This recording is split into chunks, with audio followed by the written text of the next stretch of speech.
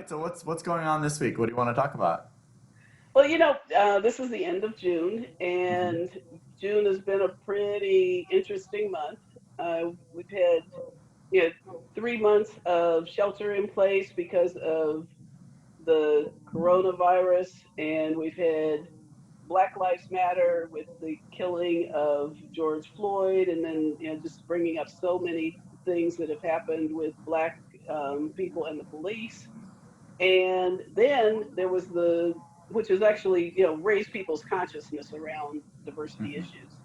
But then there was the Supreme Court issue and decision to include LGBT in the Title VII Civil Rights Act, which is huge. It Hmm. stops all discrimination of LGBT in the workplace.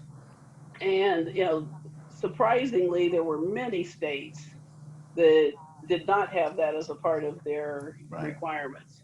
So with that, it's about, there's been kind of a push for bringing more diversity into the workplace. And bringing more diversity in the workplace is wonderful, but once they get in the workplace, the inclusion is the most important thing.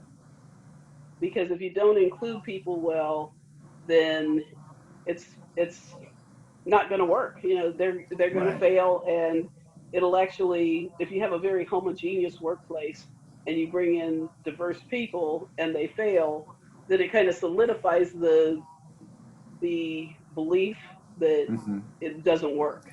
Right. So you're ending up making it worse than it was before in some ways. Exactly.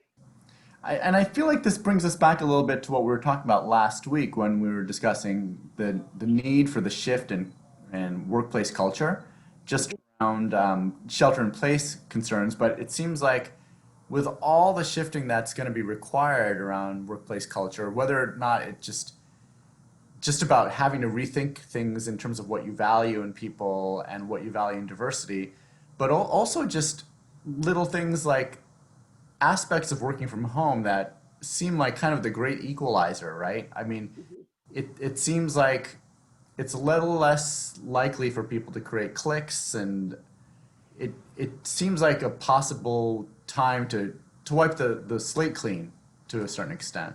Yeah, to a certain extent, what's great about especially with the shelter in place, because people can't go out after work and Hmm. be buddies and go over to each other's homes and things in order to have barbecues, and that's one of the problems that occurs when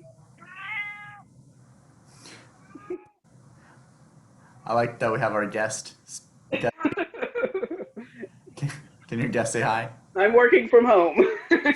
Okay. Yeah, but and that's the other thing that actually is great about the working from home is you get to see people in their environment and Hmm. see kind of things that happen on a day-to-day basis. I think I mentioned in one of our other videos that one of the one of the companies I contacted had on theirs, we're having everyone work from home. Please excuse noise in the background with children playing and animals. Hmm. So but what it does is it makes the person more human. So Right, exactly. when you see Mason come up and get on my lap, then it makes me more human. Right. And and as you're working from home, especially with video conferencing, people get to see each other in their environment. They get to and they get to do some team building can Hmm. be done that you wouldn't think of doing in the workplace or might not include everyone. Right, exactly. It's kind of ironic, right? The fact that we're separated by distance, in some ways makes it a little easier for people to see other people as human beings. Yeah, absolutely. It's very ironic. Thinking about that, some of the things that can be done are to have like an icebreaker when you start a video conference. And Hmm. the icebreaker might be anything from, you know, what, well, it might not even be an icebreaker. It might be bring your favorite beverage to the meeting Right. and people can share what their beverage is, or bring your cat or dog or child to work one day with you, and they get to show their kid on the screen or their cat or their dog. so that it starts to show the human side, and then you can actually have some things that are, you know, that are actually real icebreakers. That there are numerous books on icebreakers that you can do. There are bingo games and things that you can do, and there are also the breakout rooms that they have Right. with, particularly Zoom. I don't know that all of them have it, but yeah, A Zoom lot of has them do. breakout Yeah. rooms. Yeah. So, there are the breakout rooms. You can break people out into different areas and have them work together on different projects and things. I think it's the perfect time to bring in diversity, and it will help to bring in inclusion. Right. Yeah. It's a clean start for a lot of people, I think, in that way. Do you have any other things that you would suggest to people who are thinking about ways to make inclusion more of a serious goal for their workplace? Yeah, well, I think there need to be inclusion goals, number one. Okay. And I would say if you don't know what to do, get some help, and bring in some outside help to work with the management team first and then with all employees. But you really need to do it consciously. Don't just think hiring a couple black people or hiring a couple gay guys, or women, that's going to make it so that you now have diversity. It may be Right. diversity, but it's without inclusion. Right. Well, that brings up the topic of tokenism, right? I mean, just bring in that one black person, and I think I even heard you give this advice before about how it's useful to bring in more than one Hmm. of a person in a hiring group, just so that they don't feel isolated. Absolutely, and it's tricky because then it looks like you're hiring specifically for a Mm, certain type of person, and excluding the others. But mm, it is something that it's a way of bringing people in that feel more like at least there are two of them, if as you're bringing people in, or and it doesn't have to, and it's just really opening it up. I find that when people make a conscious decision to not to hire for diversity, but not even hire for diversity, but not hire for similarity, mm-hmm. then diversity naturally often happens unless there are some underlying issues that need to be addressed separately.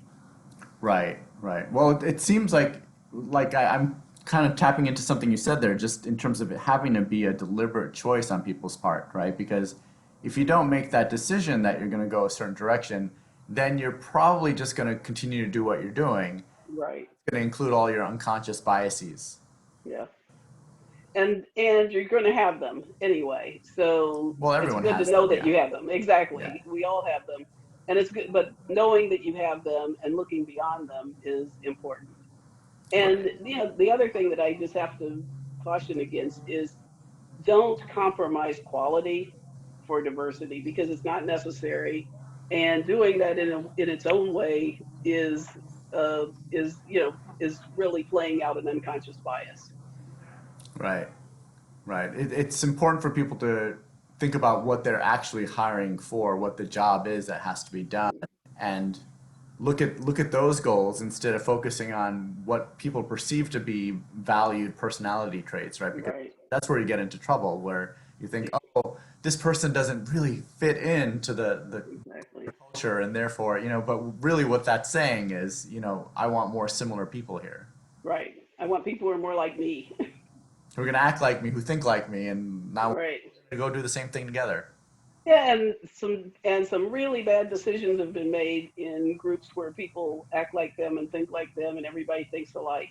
Yeah, it's kind of a recipe for disaster in the long run Hmm. because we live in a diverse culture. So if unless you can isolate yourself and have a homogeneous culture, then it's going to be you need to at least represent the culture that you live in. Right. So people are really doing themselves a favor by hiring for diversity and inclusivity. Yeah. Yeah. And if you don't know how to do it, bring in a recruiter and have them help you to find people from all backgrounds so that you have a diverse pool, and then you can sort from there as opposed to doing it yourself. Do people typically have to look for a specific kind of recruiter, or do recruiters generally do that? I think that you can say that we're looking, if you say that you're looking for more diversity in your workforce, Hmm. then you're going to find the right recruiters. Gotcha. Okay.